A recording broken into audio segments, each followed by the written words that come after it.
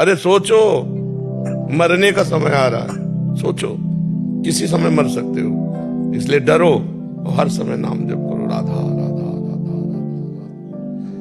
हमें तो हर समय मृत्यु याद रहती, कभी भी मर सकता हूँ। पर जिस संसार में ऐसा नहीं कहना चाहिए। अच्छा। हाँ। आप हर समय याद कराते हो महाराज जी। हाँ। संसार में कोई कह दे तो कह दे अशुभ क्यों बोल दिया तूने आज सुबह सुबह। महाराज जी आपका उम्र, मेरा उम्र आपका कितनी है तुम्हारी?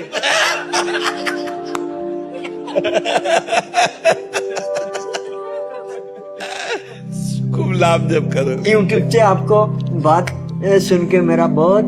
देखो, हम जब ज्यादा खुशी होंगे किसी से तो उसे मृत्यु की याद दिलाएंगे, ये भैया तू मरेगा, इसलिए तू नाम जप कर, जब ज्यादा खुशी होंगे। आए दिन आप सत्संग में महाराज जी याद कराते रहते हैं। हाँ, तो क्योंकि मृत्यु एक ऐसा सत्य है जो आएगी, वो हमारा सब हरण कर लेगी, तो हमारे पास कुछ तो होना चाहिए, वो होगा भगवान का नाम।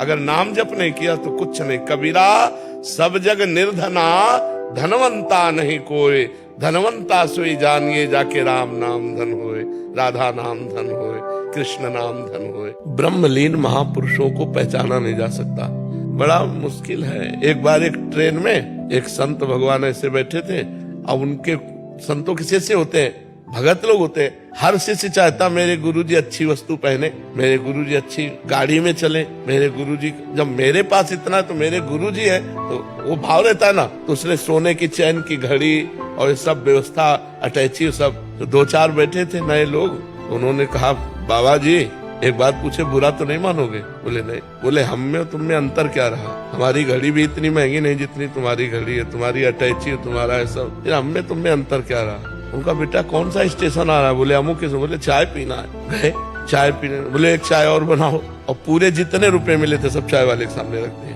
इतने में गाड़ी ने हारन दिया और घड़ी और सब वहीं खोल के रख दिए थे। तो उनका बाबा जी अब तो हम चाय नहीं पियेंगे क्योंकि गाड़ी। बोले अब हम तो चाय पियेंगे, इधर जाएंगे। बोले वो सब, बोले किसी ने दिया था, कोई उठा लेगा। बोले बाबा जी हम तो ऐसे, बोले हम में तुम में यही अंतर है, तुम छोड़ नहीं सकते और हम 1 मिनट छोड़ सकते। तो संतों की बाहरी क्रियाओं से हम नहीं जान सकते।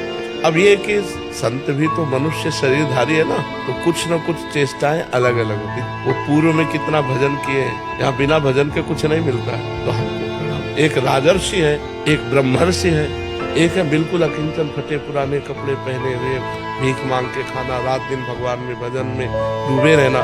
तो संतों की कई कोटियां हैं, और एक है अवधूत कोटि के, जिनको कोई परवाह नहीं, समाज की कोई परवाह नहीं, शास्त्र मर्यादा से ऊपर उठे हुए, जब जो मनाया जैसी मस्ती उनकी। अब उनको देखोगे तो या तो पागल कहोगे और या तो धर्म विरुद्ध कहोगे। तो हमको चाहिए कि हम अपनी स्थिति को बढ़ावें। देखो, पर्वत में मस्तक मारने से पर्वत का, अपने पूर्व में योग साधन ये सारे किए हैं महाराज जी। महाराज जी कुंडली जब जागृत होती है तो कैसा? अरे आकाश पाताल एक हो जाता है, मतलब पूरे शरीर की नस नाड़ियां झंझोड़ित हो जाती है।